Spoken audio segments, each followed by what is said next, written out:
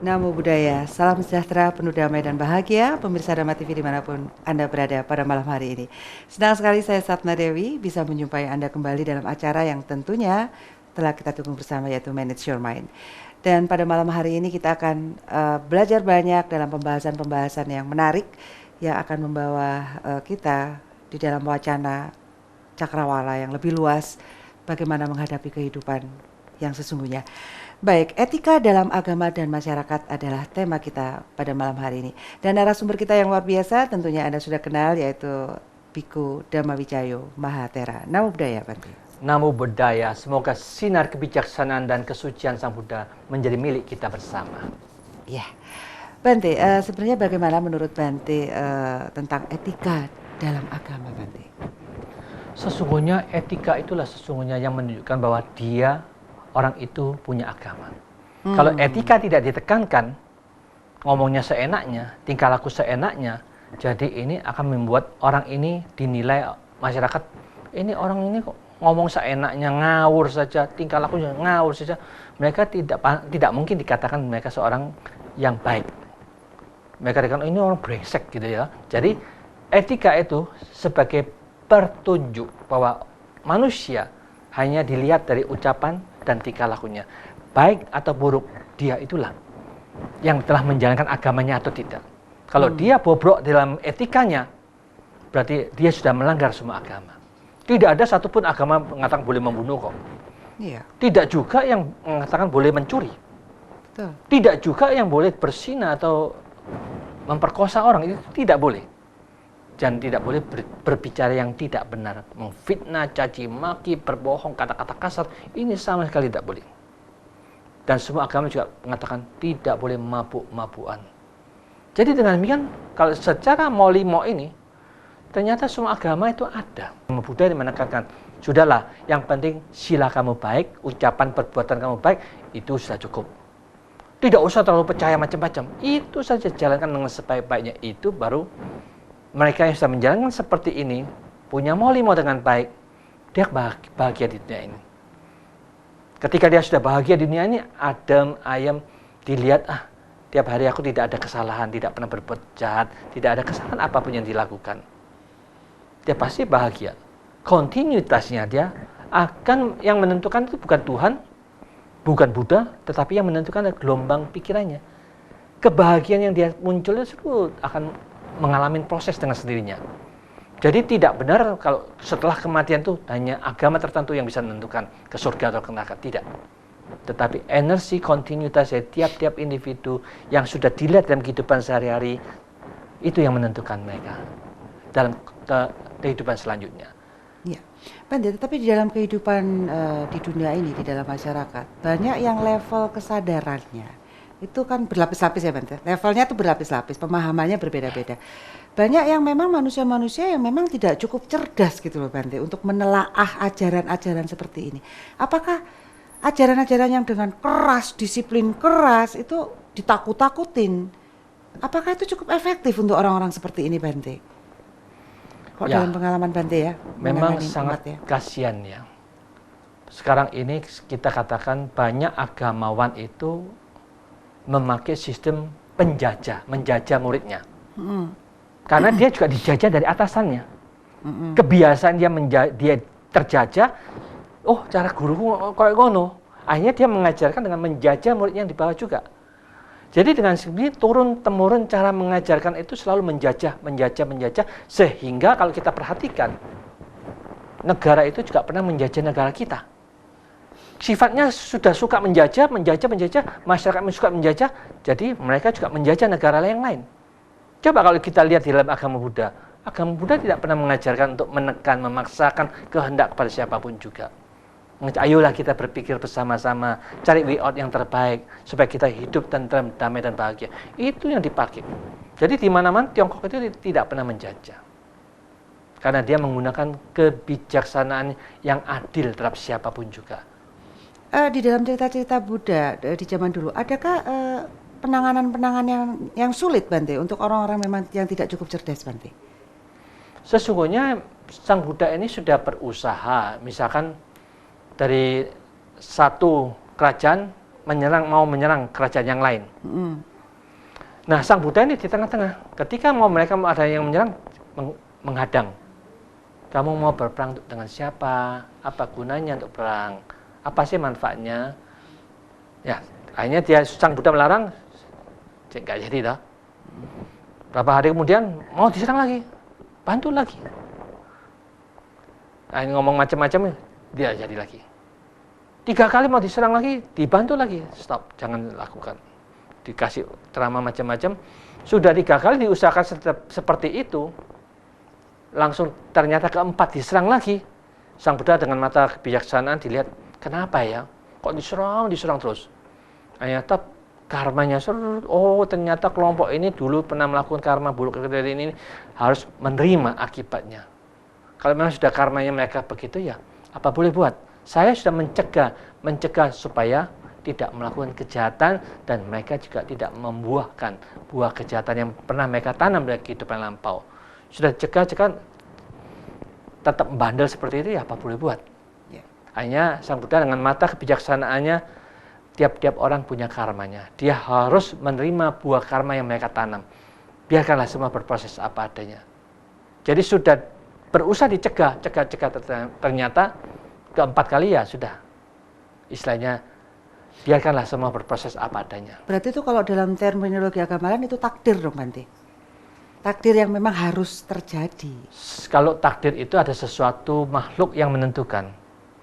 Tetapi ini kan bukan takdir, tetapi ini ada bibit yang tiap-tiap individu yang pernah menanam, sehingga mereka akan diserang. Kalau kita katakan takdir, nanti yang terbunuh itu, misalkan suami-suami dibunuh, nanti anak dan istrinya sedih, nangis, susah, yang disalahkan yang atas. Kenapa kamu kok takdirkan bojoku mati?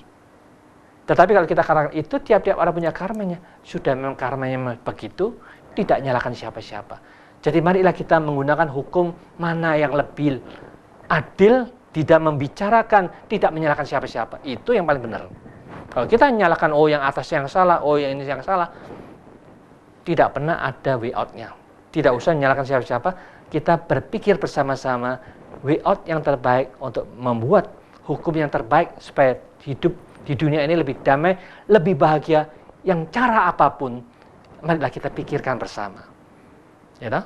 Jadi demikian, itu kan tujuan kita hidup di bumi, bareng-bareng mikirin supaya hidup lebih damai, sejahtera, makmur semuanya. Apakah kita perlu memahami sebuah agama agar kita mempunyai etika yang baik, Bante? Untuk memahami sebuah agama ini kan proses juga. Sesungguhnya kalau kita lihat ini, ya, memahami sebuah agama itu, kalau mereka mendapatkan satu ajaran yang tepat, benar, itu ya bagus. Tetapi kalau dia memahami satu ajaran yang ternyata salah, itu juga salah juga cara berpikirnya, cara menghadapi masalah itu. Maka dari itu inilah complicatednya dunia ini. Tetapi kalau kita mau mempelajari semua agama, kapan dia akan ada waktu untuk mempelajarinya? Maka dari itu yang berani membuat satu ajaran-ajaran yang meluas melalui TV, yang berani bicara kebenaran di dalam kebenaran itu sendiri, itulah yang seharusnya mereka bersama-sama untuk menerima terlebih dahulu, dipikirkan bersama, dicari way out-nya bersama, sehingga mempelajari agama. Sehingga Sang Buddha kan mengatakan, belajar ke dalam diri kita masing-masing. Karena agama bukan terletak kitab suci. Agama itu sesungguhnya mengajarkan bagaimana kita menata ulang cara menggunakan mata, telinga, hidung, mulut, tubuh, dan pikiran kita bersama. Kalau kita cara menggunakan mata salah membuat kita menderita, nah ini cara yang salah, jangan pakai. Kalau kita menggunakan telinga ini, kita dengarkan sesuatu yang salah membuat kita menderita, jangan digunakan.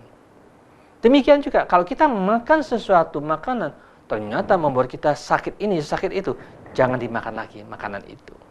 Kalau kita memikirkan sesuatu menimbulkan kebencian, keserakahan, membuat kita takut, jangan dipikirkan masalah itu. Jadi kita harus berani untuk cegah semuanya yang membuat kita menderita, jangan masuk secara pribadi. Kalau tiap-tiap orang secara pribadi seperti itu, itulah cara belajar agama yang direct. bukan percaya sama kitab suci, tetapi yakin bahwa diri sendiri mampu mengatur penggunaan tubuh ini, itu agama yang sesungguhnya, dia lebih damai, lebih bahagia. Itulah yang seharusnya dipelajarin. Ya. Di dalam semua agama tentunya setelah membaca kitab-kitab mereka, setelah pemuka agama membacakan ayat-ayat di dalam tempat-tempat suci seperti itu Bante ya, seminggu sekali, apakah perlu diadakan semacam suatu diskusi kelompok untuk pengkajian, berdiskusi tentang apa yang dimaksud dari pengalaman-pengalaman orang-orang yang kelompok tersebut ya Bante? Jangan dijawab dulu Bante. Baik pemirsa Dhamma TV, tentunya pembicaraan semakin seru, jangan kemana-mana, kita akan ketemu setelah yang satu ini. Baik pemirsa Dhamma TV, tentunya masih bersama saya Satna Dewi dalam acara Manage Your Mind bersama narasumber kita yang luar biasa, Biku Dhamma Wicayo Mahathera. Baik, tadi kita bicarakan tentang apa perlunya sebuah diskusi kelompok untuk membahas apa yang ada di dalam kitab, membahas mungkin sehubungan dengan kehidupan, pengalaman kehidupan seperti itu Bante.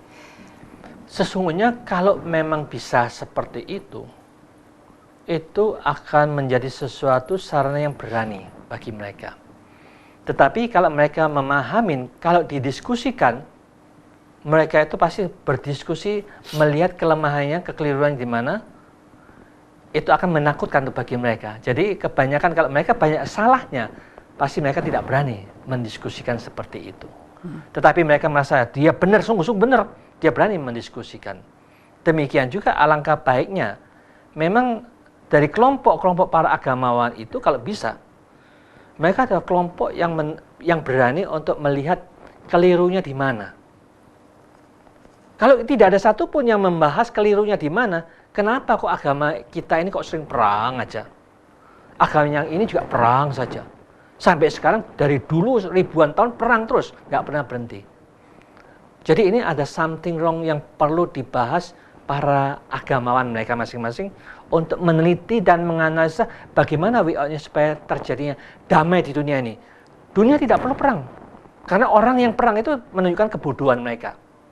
Berarti orang oh ternyata agama itu bodoh-bodoh yang perang itu. Kalau orang bijaksana, ngapain aku perang? Tapi kalau nggak ada perang, senjata-senjata tidak laku. Ya, pengusaha senjata gulung tikar Bante, gimana? Sekarang maka itu, kalau yang perang itu mereka kan bukan pencipta senjata, mereka yang diadu domba, digoblokin. Konsumen toh? Ya maka itu mereka dibodohi oleh penjajah tertentu, mereka menjajah dengan cara begitu, memang diadu domba supaya mereka perang terus, sehingga mereka bisa menjual. Maka itu mereka jangan mau dibodohin lagi dong. Pelintir-pelintir ayatnya supaya mereka perang terus ya Bante. Maka itu sekarang mereka itu yang para agamawan harus berani melihat kelirunya di mana itu diperbaiki supaya tidak terjadi perang lagi. Kesalahan-kesalahan itu loh yang kok tidak pernah dipikirkan.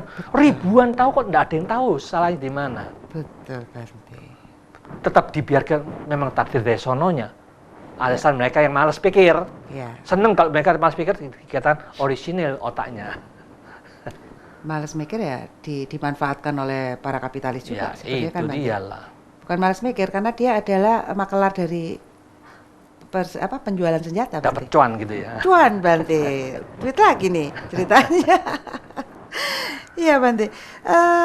Bagaimana perilaku yang seharusnya dilakukan ketika kita berada di sebuah tempat di mana sedang dilakukan sebuah upacara keagamaan Bante?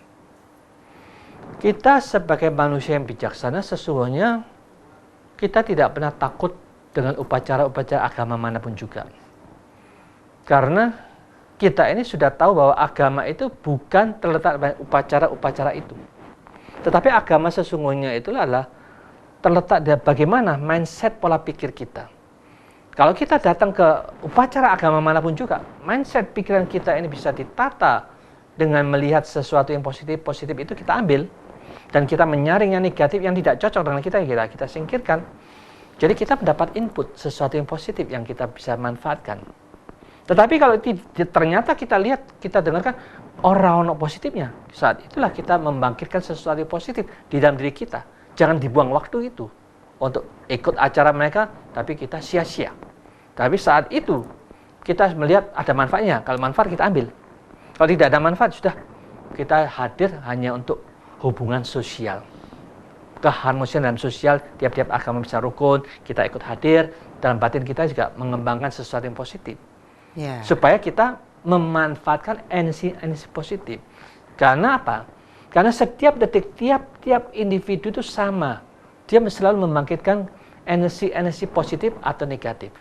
Maka itu ketika kita duduk, kita bisa sebut Buddha, Buddha, Buddha terus, menerus Buddha terus. Ini setiap detik 50 miliar gelombang energi positif kita bangkitkan. Makin lama ini akan meningkat. 50 miliar, nanti bisa 60 miliar, nanti terus. Karena makin lama makin kuat tuh energinya. Makin meningkat, karena makin meningkat itu dengan wajar. Power pikirannya makin kuat. Jadi dia kemanapun juga tidak pernah takut dengan tata cara upacara agama apapun juga. Karena agama Buddha mengatakan begitu, kecuali agama lain yang mereka ketakutan karena mungkin mereka ada kelemahan-kelemahan dari ajaran mereka, takut mendengarkan satu ajaran yang lebih baik, lebih bagus. Sehingga banyak orang-orang agama lain yang tidak suka nonton Dhamma TV karena dilarang oleh gurunya, dilarang oleh atasannya. Karena mereka takut. Tapi mereka jiplak juga, terima dari ajaran kita, diajarkan kepada mereka. Kan curang itu, takut, oh ternyata guruku jiplaknya dari Dhamma TV gitu. Jadi senantiasa kita menjadi satu pemancar lah yang pemancar gelombang energi yang positif lah Bante ya. Menjaga seperti itu aja Bante ya. Ya harus begitulah, kita harus begitu. Ya. Itu yang terbaik bagi semuanya. Ya, apakah saling menghormati juga merupakan sebuah etika Bante? Di antara kita menghargai tata cara mereka. Kita menghargai untuk datang pada mereka. Kita menghargai kalau diundang kepada mereka. Itu menghargai, itulah kita juga ikut menghormatin dengan memang begitulah tradisi-tradisi dari tiap-tiap agama punya tradisi masing-masing. Jadi kita terima apa adanya lah. Kita datang ya datang. Tetapi kalau ada sesuatu yang merasa kok tak cocok dalam konsep kita, ya sudahlah biarkan aja untuk sementara atau ya. Kita tidak bisa langsung berontak di situ. Nah, akhirnya ya kalau ada sesuatu yang tidak baik, ya kita nanti ngomong sama itu, sama pimpinan. Pak, tadi yang ini kurang bagus, harus begini-begini.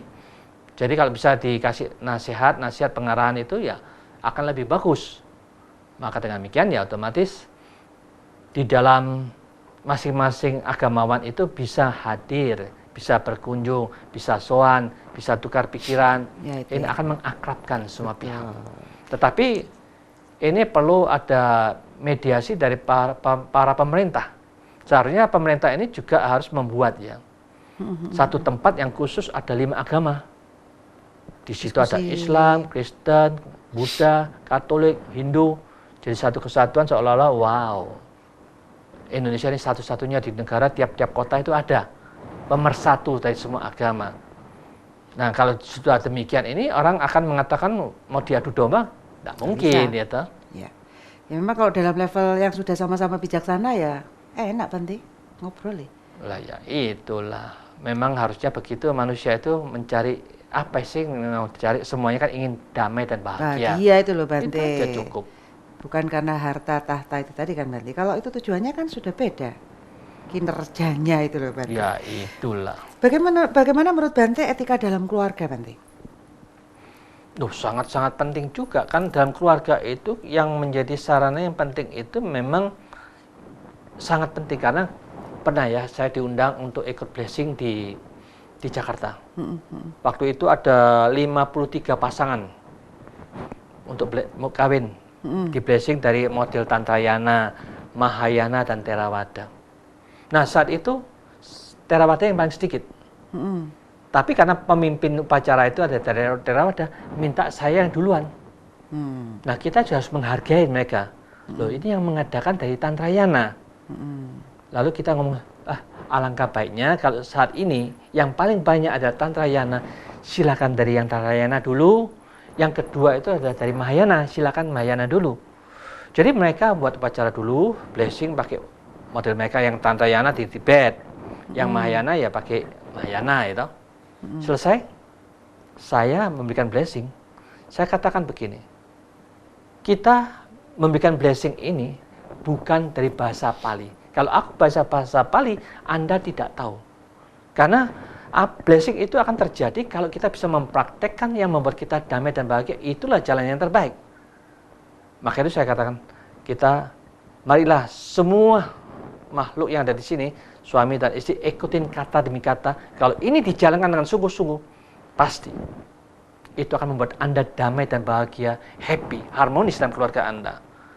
Jadi itu kata-kata itu sangat penting, yaitu marilah kita bangkitkan kebijaksanaan. Marilah kita sama-sama membangkitkan ketenangan batin kita. Marilah kita selalu eling dan waspada setiap saat. Marilah kita memiliki sifat mau memperbaiki setiap saat tingkah laku, ucapan, dan pikiran diperbaiki sampai yang terbaik. Akhirnya mencapai kesempurnaan. Ini adalah sifat kebudaan. Ayolah kita bertekad bersama-sama saat ini. Apapun yang negatif jangan sampai masuk melalui keenam indera, supaya kita tidak pernah menderita. Apapun pikiran-pikiran negatif jangan sampai diucapkan, jangan sampai dilakukan, supaya Anda tidak pernah membuat susah pasangan hidup Anda. Apapun yang positif, ayolah kita masukkan menjadi pedoman hidup kita. Kita rekam dalam memori kita, bentuk pikiran yang positif, itu akan membuat kita damai dan bahagia. Latihlah pikiran, kendalikan pikiran positif, tenang, bersihkan. Siapapun yang menjalankan ini, Anda pasti damai dan bahagia. Jadi kita harus berani untuk berubah, jangan pakai bahasa asing lah. Pakai bahasa asing orang ngerti. Bahasa Jawa aja banyak yang enggak tahu orang Jawa. Lah ya makanya itu. Ini Fakta lu, Bante. Itu namanya 90% enggak tahu buat apa mereka pakai bahasa asing. Lebih baik Indonesia dong. Wong kita orang Jawa aja masih translate bahasa Jawa. Ayo coba mau belajar bahasa asing lagi. Ya, itulah. Repot lagi kan, Jadi Bante, sebenarnya. penceramah itu seharusnya jangan sok lah pakai bahasa asing. Langsung kita di Indonesia pakailah bahasa Indonesia. Yang Itu dimengerti ya. tegas. Iya, Bante. Baik, itu mungkin sebuah masukan ya, Ya. usulan dari teman-teman yang ingin membawa perubahan ke arah kebaikan bagi umat. Baik, etika bagaimana yang seharusnya diketahui anak terhadap orang tuanya? Tapi jangan jawab dulu, Bante. Ini kayaknya klise, tapi penting. Baik, pemirsa Dharma TV, tentunya jangan kemana-mana karena kita akan ketemu lagi setelah satu ini. Baik, pemirsa Dharma TV, tentunya masih bersama saya Santa Dewi dalam acara Manage Your Mind. Tentunya kita dalam tema etika dalam agama dan masyarakat. Baik, tadi Bante, kita ada satu pertanyaan klise, tapi ini sangat penting dan dasar. Etika bagaimana seharusnya yang diketahui anak terhadap orang tuanya, Bante? Memang kita harus sering mengisi ya. Mengisi itu etika kepada anak-anak. Hal ini terutama kepada guru-guru agama, guru-guru yang sekolah itu berani untuk mengisi supaya anak-anak itu menghormatin, menghargai orang tua. Kalau mereka tidak ada satupun yang berani bagaimana manfaatnya orang tua kita, bagaimana pengorbanan orang tua kita, anak-anak tidak akan menghargai sama orang tua. Karena mereka salah mengatakan yang kamu hormatin hanya atas saja, orang yang lain tidak usah. Ini kan salah. Ya. Sedangkan Sang Buddha mengatakan mereka yang pada saat ini yang kelihatan yang sangat berjasa itu orang tua. Betul. Kita semua ini secara jujur yang pasti lahir dalam kandungan ibu. Kehidupan kita dikasih makanan, darah-darah dari ibu kita selalu masuk ke dalam tubuh kita waktu kita di dalam janin itu selama 9 bulan lebih. Ya. Ketika kita lahir, kita menyusuin ibu kita. Tiap hari 2 liter. Kita menyusui berapa tahun? Setahun? 2 tahun? 3 tahun? Kalau 2 tahun, berapa banyak, berapa ribu liter yang kita sedot dari mama kita? Itu terbuat dari apa? Dari darah ibu kita. Jadi hargailah. Mereka itu sangat-sangat luar biasa. Apalagi kalau kita lihat, banyak orang tua kita itu kerjanya jauh. Keluar pagi, malam pulang, capek, lelah. Sudah dapat kerjaan ini hasilnya. Jadi dia begitu berjuang sampai ketika anak kita sakit, rumah dijual untuk ngobatin. Apapun dijual, mobil, sepeda motor jual, semuanya dijual untuk menyembuhkan anak kita. Betul. Jadi ketika dia tahu jasanya orang tua ini, baru dia bisa menghormati orang tua. Kalau dia tidak tahu jasanya, tidak pernah ditekankan orang tua, selamanya dia tidak ada rasa bakti sama orang tua. Ya, kalau nggak ada rasa bakti sama orang tua, rasa lagi yang di atas sudah nggak mungkin lagi, Bante. Ya, itulah jangan membohongin orang lah, ya, lebih baik begitu. Iya, apakah penerapan etika agama dalam keluarga juga diperlukan dalam sebuah keluarga? Sebenarnya apa sih yang perlu kita dari kecil nih, Bante, tentang hukum sebab akibat mungkin penekanan seperti itu, Bante? Ya, otomatis. Jadi dalam keluarga kita ini itu akan ada hubungan harmonis.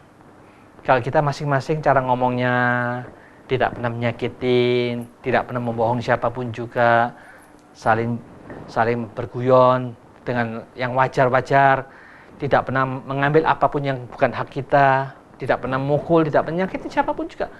Orang yang hidup dalam keluarga seperti ini, wah itu sesuatu hal yang sangat bagus lah. Jadi etika dijalankan dalam keluarga kita, agama itu jangan dilihat keluar. Lihatlah dalam rumah tangga kita sendiri. Bagaimana etika mereka, ucapan tingkah laku mereka semuanya, papa, mama, anak-anak, paman kita, bibi kita, pembantu kita, gimana etikanya? Sudah baik atau belum? Kalau semuanya sudah baik, dalam rumah tangga itu berbahagia semuanya. Harmonis ya, harmonis sudah. Iya, betul. Otomatis etika itu sangat penting dalam keluarga manapun juga. Ya, ini nanti hubungannya dalam etika dalam masyarakat bagaimana, Bante? Kalau sudah tiap rumah tangga ini etika jalankan dengan sendirinya, mereka kanan, kiri, muka, belakang juga baik terhadap mereka semua. Di situ ya baik terhadap semuanya. Jadi kalau semuanya etika ini di dalam masyarakat dijalankan dengan sungguh-sungguh, negara kita akan menjadi negara seperti surgawi. Jadi mereka tidak pernah takut terhadap apapun juga. Pintu nggak dikunci, nggak ada maling. Ya. Sepeda motor diletakkan gitu, tidak ada yang mengambil. Mobilnya dibiarkan gitu, walaupun kunci di dalam tidak ada yang mencuri. Tetapi kenyataannya tidak seperti itu. Pencurian banyak, perampokan banyak, penjamretan banyak. Jadi mereka takut karena etika, moralitas tidak dijalankan secara menyeluruh. Ya. Apakah etika dalam masyarakat juga ada hubungannya dengan etika dalam beragama akhirnya, Pak? Sesungguhnya kalau kita lihat, agama itulah yang menentukan. Karena anak-anak sejak kecil, mereka itu diisi oleh orang tuanya. Orang tua diisi oleh guru-gurunya. Guru-guru diisi oleh guru-gurunya lagi. Kalau guru-gurunya ini tidak mengisikan yang etika ke orang tua tidak mengajarkan kepada anak, sekolahan juga tidak mengajarkan etika, amburadul negara kita. Jadi agama, sekolahan ini adalah sarana untuk memprogram anak-anak. Kalau sarananya guru agama, sekolahan mengajarkan nggak beres, etika tidak pernah ditekankan, cuma hafal pelajaran, bahasa Inggris, bahasa Belanda, bahasa Jepang, matematik, bahasa Indonesia, itu saja yang ditekankan. Etika tidak pernah ditekankan. Tidak lama lagi Indonesia ini amburadul. Hancur karena masyarakatnya amburadul semuanya. Tidak tahu harus bagaimana. Bagaimana cara ngomong, bagaimana kita bertingkah laku, bagaimana cara berpikir, bagaimana sopan santun, nggak ada sama sekali. Jadi ini kesalahannya ya ketidakberanian di sekolah-sekolah merevolusi bahwa yang salah-salah itu jangan dipakai. Tambahlah satu pelajaran ekstrakurikuler yang penting etika. Jangan sok tambah bahasa Jepang lah, tambah bahasa Inggris lah. Jangan, itu tidak begitu penting. Yang penting etika. Etika budi pekerti ya, Bante? Iya, lebih baik Inggrisnya dihilangkan, etikanya yang ditambah. Kalau Jepangnya dihilangkan, etika ditambah. Jangan Inggris tambah, Mandarin tambah, Jepang tambah. Wah, tanda hebat, sekolah itu hebat, bahasa. Ada 5 bahasa yang diajarkan sejak SMP. Itu adalah membuat pikiran anak-anak tambah buntek. Betul. Males hafal sampai hang pikirannya. Kasihan juga mereka. Iya, betul, Bante, itu usulan yang bagus sekali itu, Bante.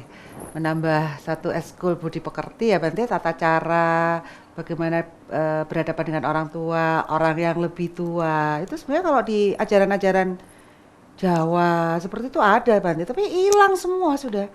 Kena ya berbagai itulah. macam. Wong Jawa hilang Jawa nih. Hilang Jawa nih, bener, Bante. Sakno ya. Iya, betul. Iya, mengapa kita perlu memahami etika dalam masyarakat ini, Bante? Karena etika itulah sumber kebahagiaan di dalam bermasyarakat. Kalau ini tidak dijalankan, kita mau mencari kebahagiaan bermasyarakat tidak akan muncul. Karena apa? Karena saling-saling mau membohongin ya, bujukin sini, bujukin sana. Ini kan orang yang tidak beretika kan bujukin orang. Kalau mereka beretika tidak akan membohongin siapapun juga. Ketika mereka sudah punya etika dengan baik, semuanya etika dengan dijalankan dengan baik, otomatis semuanya akan lebih harmonis dan lebih bahagia. Tadi kita dalam perjalanan ngomong sama supir yang antar. Ya, kita sudah cerai sama istrinya. Kenapa? Ya, istriku selingkuh. Kenapa kok selingkuh? Tanya lagi, Pak. Nah, ya itulah, jadi kita itu kan menunjukkan kalau dia sudah selingkuh itu sudah melanggar semua etika. Etika agama dilanggar, etika negara juga dilanggar. Jadi dengan demikian ya, kalau siapa yang punya etika, pasti dia tidak akan melanggar hukum negara. Siapapun yang melanggar etika, pasti juga melanggar etika. Ya toh? Melanggar agama. Ya, melanggar hukum negara juga melanggar hukum agama. Ya. Itulah logikanya.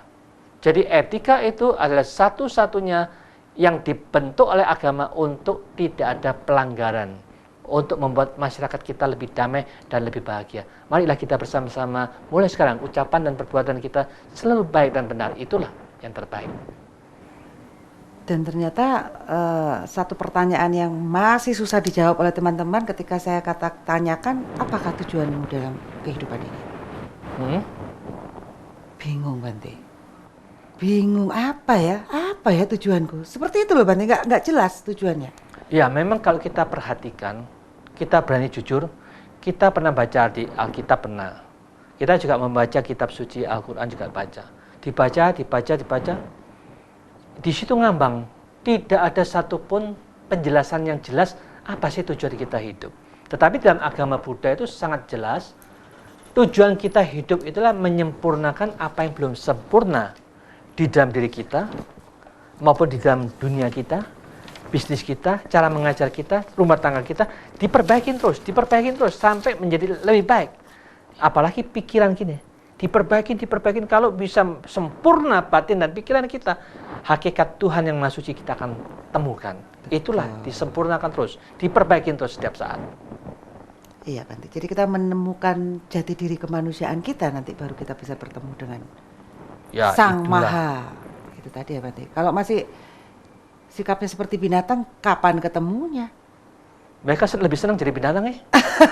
Bante. Baik, pemirsa Dhamma TV, jangan kemana-mana, kita akan ketemu setelah satu ini. Baik, pemirsa Dhamma TV, tentunya masih bersama saya Satna Dewi dan Biku Dhamma Wicaya Mahathera. Baik, Bante, tadi ada pertanyaan yang sering saya lontarkan, nanti tadi terpotong. Banyak teman-teman saya ketika ditanyakan, apa sih sebenarnya tujuanmu dalam hidup ini, mereka kebingungan. Nggak bisa jawab itu loh, Bante. Ya, di dalam saya mempelajari terminologi Buddhis, ternyata ada sebenarnya tujuan itu, Bante. Jelas sekali. Mungkin bisa dijelaskan, Bante. Ya, memang kalau kita perhatikan, Sang Buddha ini kan sudah lahir berkali-kali, tak terhitung. Jadi sudah mungkin bermiliar-miliar. Setiap bermiliar-miliar itu dia paham, mengerti, direkam dalam batin dan pikirannya dengan sempurna, sehingga dia paham apa saja yang pernah dilakukan. Itu ada sarana yang mendukung untuk menyempurnakan saat ini. Jadi menyempurnakan tiap-tiap individu juga harus menyempurnakan dalam diri kita masing-masing. Yaitu 10 paramita. Jadi tiap-tiap orang kalau bisa mengembangkan 10 paramita. Pertama, dana paramita. Kita menolong, membantu, memberikan nasihat, memberikan pengertian-pengertian kepada mereka-mereka, itu dana paramita kita. Bahkan kita donor darah, donor ginjal, donor mata, itu berdana. Jadi dana itu sangat baik, jalankan. Siapapun juga yang mau berbuat baik, jalankan, tidak usah ragu-ragu. Itu baik, tetap kebaikan. Jadi kalau jalankan itu, kita sudah mengembangkan dana paramita. Bagaimana sila kita, ucapan dan perbuatan kita, itu etika kita. Etika harus dijaga dengan baik. Nah, etika ini bisa dijalankan kalau kita punya cinta kasih. Kalau kita jengkel, benci, diganti dengan cinta kasih. Ketika cinta kasih dikembangkan, kita tidak akan melanggar sila ini. Nah, untuk cinta kasih ini bisa berkembang kalau kita juga ada kesabaran. Ya tak? Sabar itu penting. Kalau kita sabar baru cinta kasih bisa berkembang. Kalau nggak sabaran, cinta kasih juga amburadul. Ya. Nah, kalau sudah sabar ini, kita ini harus punya semangat. Semangat di dalam menjaga kesabaran itu. Terus menerus harus sabar. Jadi, sabar ini tergantung diri kita. Kita menjadi manusia yang rendahan, kalau gitu sabar ada batasnya. Kalau kita menjadi manusia yang punya tujuan yang sempurna, sabar itu tidak ada batasnya, harus sabar terus sampai sesabar mungkin. Nah, kalau sudah sabar, otomatis dia semangat menjaga kesabaran itu. Kalau sabarnya sudah ada, kita harus punya tekad yang bulat. Inilah jalan yang harus kita tempuh. Tekad yang bulat ini otomatis ada di tanah tekad kita. Tekad dalam hal apa? Tekad di dalam hal mengikuti jalan yang sungguh-sungguh benar di dalam jalan itu, kebenaran itu sendiri, satya kita. Dari situ baru kita mengembangkan yang namanya kebijaksanaan. Kebijaksanaan itu apa? Kebijaksanaan untuk menjaga pikiran kita supaya selalu seimbang. Seimbang itu berarti pada satu saat ini akan yang dikatakan kemurnian batin akan dicapai. Kalau semua 10 ini dikembangkan tiap-tiap individu, inilah kita harus belajar untuk membereskan diri kita sendiri. Bukan yang di luar. Jadi kalau dilihat-lihat, tujuan kita menyempurnakan apa yang belum sempurna dalam pikiran kita. Mindset yang salah. Itu diperbaiki terus, diperbaiki, sampai bagaimana kebijaksanaan muncul, sampai gimana ketenangan, keseimbangan berkembang, dan sampai di mana kemurnian batin kita. Kalau ini 10 cuma dikembangkan dengan sempurna, murni, suci, bersih, dengan sendirinya, kita agama Buddha memang sangat jarang mengatakan Tuhan. Karena tidak ada yang kita istilahnya ngomong tok itu nggak penting. Yang penting jalan temu sampai titik jalan mencapai ketuhanan itu baru mencapai. Tapi yang lainnya ngomong Tuhan tapi nggak ada jalan nih, bingung dewi, bingung kabeh. Prosesnya itu masih panjang. Sampai perang terus gara-gara nganggap Tuhanku yang benar. Tuhanmu salah gitu lah. Itulah. Tuhannya sampai bingung, yang satu doa pengen menang, yang satunya doanya pengen menang. Padahal ya, paling geleng-geleng sing dia. Sakno. Itu bagus sekali ya Bante, tentang 10 itu tadi ya. Ada bukunya Bante? Ada. Ada bukunya ada. Ya, itu patut kita ini kan. Kalau mau mencapai ketuhanan itu tadi, lakukan proses ini, nggak asal ngomong gitu kan Bante. Ya, memang sekali kalau berbicara. Apa yang dikatakan Sang Buddha itu sangat jelas, terang, karena beliau telah menemukan titik itu dan memahami semuanya. Ini loh caranya. Mungkin ada kesimpulan yang bisa kita ambil di dalam etika dalam agama dan masyarakat ini Bante. Monggo Bante. Ya, para pemirsa Dhamma TV yang berbahagia, etika, sila, itulah dasar kehidupan kita bersama. Marilah kita bersama-sama menjaga dasar yang kuat ini sebagai fondasi kita hidup bersama di bumi ini. Supaya apa? Supaya di dalam lingkungan kita berada, kita ingin dimanapun juga terjadi harmonis, damai dan bahagia.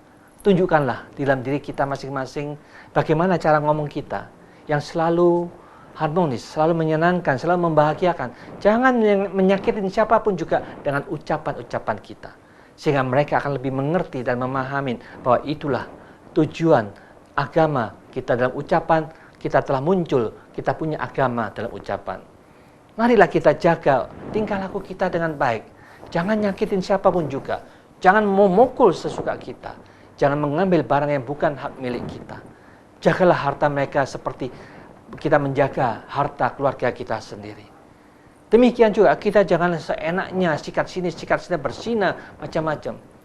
Kita pikirkan mereka itu ada anak-anak kita, famili kita, kakak adik kita, sehingga ikut menjaga keharmonisan, kebahagiaan mereka yang sedang lengah. Kita jangan melakukan hal-hal yang menyimpang dari semua ajaran-ajaran itu. Kalau kita mampu menjaga sila kita dengan baik, ucapan dengan baik, kita akan menjadi manusia yang sungguh-sungguh beragama, bukan hanya KTP, tetapi ucapan, tingkah laku diwujudkan dalam kehidupan bermasyarakat. Anda akan menjadi masyarakat yang terpuji. Oh, kamu akan menjadi manusia yang terbaik di sekitar lingkungan Anda. Demikian juga, ketika kita sudah baik dalam diri kita juga perlu mencapai agama di dalam pikiran kita masing-masing. Bagaimana supaya kita tidak pernah kacau lagi. Bagaimana supaya kita tidak pernah stres, tidak pernah menderita dalam pikiran kita. Tata ulang dengan sebaik-baiknya. Selalu semedi, hanya berusaha, perhatikan pikiran, apapun yang membuat Anda menderita, buang, singkirkan. Buatlah pikiran ini lebih jernih, lebih tenang, lebih damai. Ketika jernih, tenang dan damai kita peroleh, disitulah Anda akan membangkitkan kebijaksanaan demi kebijaksanaan. Anda akan memiliki pikiran yang benar, bebas dari keserakahan, bebas dari kebencian, bebas dari kebodohan. Dengan demikian Anda akan menjadi pemimpin di dalam pikiran Anda sendiri yang mampu menaklukkan keserakahan, kebencian, dan kebodohan itu disingkirkan dengan sebaik-baiknya. Akhirnya, pengertian, mengerti dengan jelas dan terang, memang serakah, benci, dan bodoh itulah yang menyebabkan kita semua menderita. Ketika itu sirna, lenyap dari pikiran kita, penyebabnya itu sudah tidak ada. Anda semuanya memiliki etika yang seperti ini, mampu memanage cara berpikir seperti ini, akan hidup sangat bermakna di dunia ini. Anda akan damai, Anda akan bahagia. Itulah yang kita bersama-sama cari. Jalan ini harus dijalankan, bukan dipercaya. Ketika kita menjalankan, baru hasil damai dan bahagia yang Anda cita-citakan ini akan terwujud dalam batin dan pikiran kita. Sehingga dengan demikian semua makhluk akan bahagia karena Anda telah bahagia, semuanya juga ikut berbahagia. Marilah kita jalankan bersama supaya semua yang mendengarkan Tamat TV ini ikut bergembira ria, ikut bersuka cita, ikut berlomba-lomba untuk menjalankan jalan untuk menemukan kedamaian dan kebahagiaan ini. Bukan jalan untuk dipercaya, tetapi harus dilaksanakan, dipraktekkan ke dalam diri kita masing-masing, bermasyarakat dimanapun juga. Anda selalu punya ucapan, tingkah laku yang baik dan benar. Disitulah Anda pelaksana agama yang sesungguh-sungguhnya. Mari kita, para agamawan, para pelaksana agama, akan bisa mewujudkan kesejahteraan, kedamaian, dan kebahagiaan bagi lingkungan kita bersama. Semoga semua makhluk hidup berbahagia. Sekian, terima kasih. Ya, terima kasih Bante. Baik, pemirsa Dhamma TV, tentunya bukan berarti di dalam agama Buddha tidak mengenal Tuhan yang Maha Suci, tetapi proses menuju ke sana adalah sebuah perjalanan pengenalan diri, kemanusiaan kita. Ketika kita sudah mengenali diri kita, kita akan tentunya akan bersatu dengan Sang Maha Suci itu. Dan segala sesuatunya tentu ketika itu semuanya menjadi lebih damai, lebih bahagia. Baik, pemirsa Dhamma TV, bagaimana Anda belajar pada malam hari ini? Saya belajar banyak dan tentunya terima kasih kepada Bante Dhammawijaya Mahathera atas segala penjelasannya pada malam hari ini. Baik, pemirsa Dhamma TV, tentunya kata kunci kita adalah mind. It's not everything, but everything is from mind. So, manage your mind. Saya Sadana Dewi beserta kru Dhamma TV mengucapkan banyak terima kasih. Tentunya selamat malam dan Sabe Sata Bhavantu Sukhitata. Semoga semua makhluk berbahagia.